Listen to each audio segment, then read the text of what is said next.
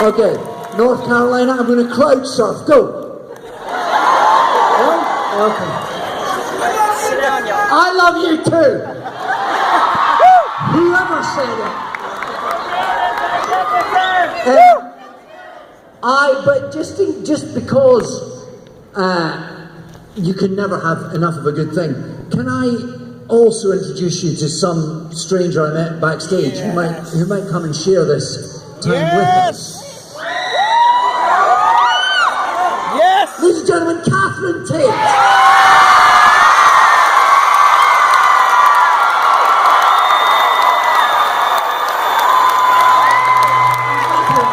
Hi, Catherine. Hi.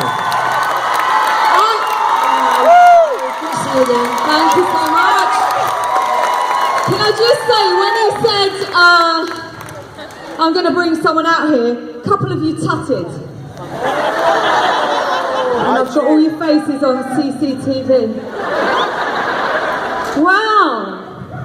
You're a popular young man, aren't you? I love you, Catherine! I love you too, but I think we should still see other people. Because you sound like a nutter. Welcome to Raleigh. So nice to have you here. Thank you so much. It's so good to see you again, as always. Thank you. It was I was here last year. Where are you? Yes, I was. When was the last time? They let you back in. No. When was the last time you came? I was here, I think, 4 years ago or 5 years ago. It's not very dedicated, is it? Any advance on 4? 4. Well, I think you got a future in this business because I like you. Well, it's very nice to see everyone. It's a big old room, this, isn't it? Isn't it? This is the And ballroom. it's so late. This is past my bedtime. It certainly is.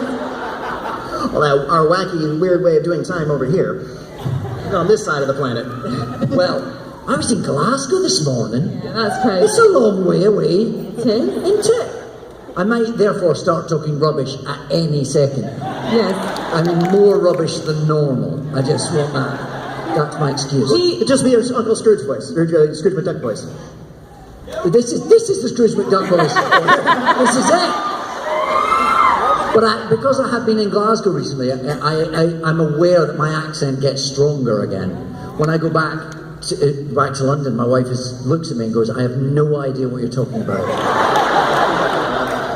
But that's like John Barrowman, who pretends he's bilingual with accents. Doesn't he know? Yeah. Whenever John speaks to David, he suddenly starts speaking like that, doesn't Yeah, he? he does. He's like, oh He does. God. That's not the only thing Captain Jack is by about. Oh no.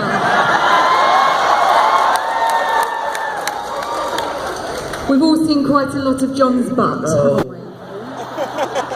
He's not shy.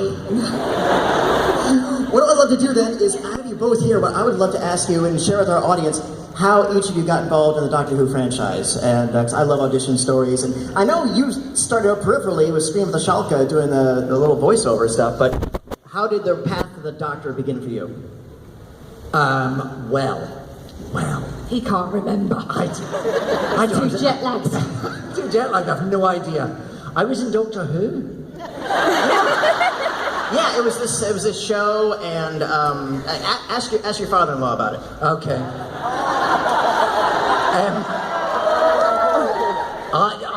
I was working with Russell T Davies, who's a writer.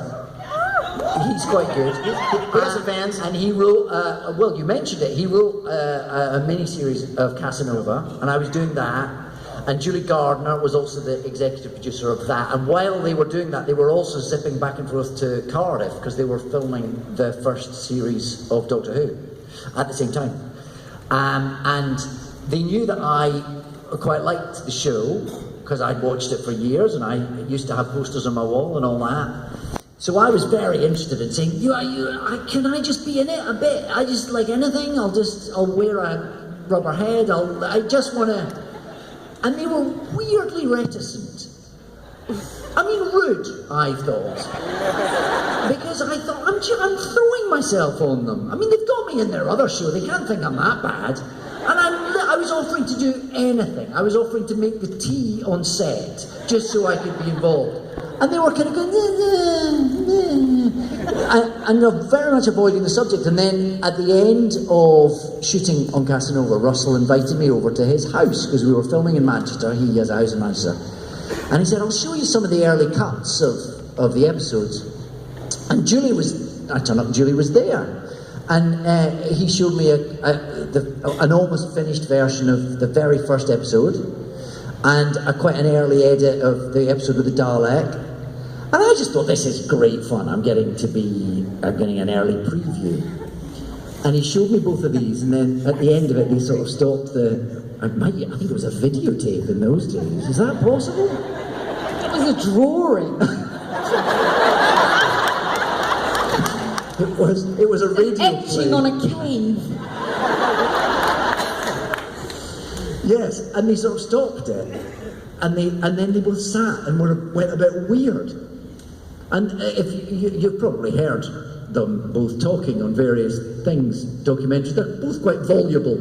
They both, there's not a lot of dead air when Russell and Julie are around, but they both sort of went a bit weird and sat very quietly. And I thought, why is he going on? And then they looked at each other, and then Julie kind of, are you gonna? No. And then they said, well, the thing is, it turns out we're actually looking for a new Doctor for the next series.